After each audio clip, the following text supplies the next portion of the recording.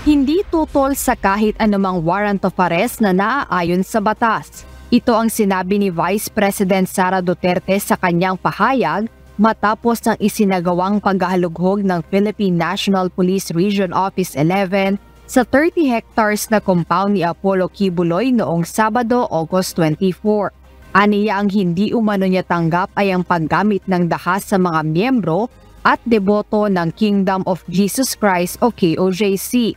Pag-abuso rin umano ito ng police power kung saan may nasawi pang miyembro ng KOJC.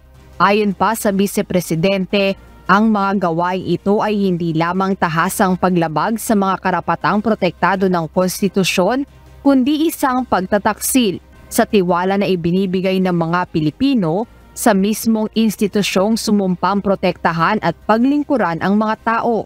Kinwestiyon din ng pangalawang Pangulo kung ang pagpapatupad ng naturang warrant of arrest ay dahil ang akusado ay isang taga-suporta ng kanilang pamilya. Bukod dito sa naturang statement, humingi rin ng tawad si Vice President Duterte sa mga miyembro ng KOJC dahil sa paghimok niya sa kanila na iboto ang kanyang 2022 elections running mate na si Pangulong Ferdinand Marcos Jr. Jed Neresina, UNTV News and Rescue. Diyos ang aming sandigan, serbisyo publiko ang aming pinahahalagahan.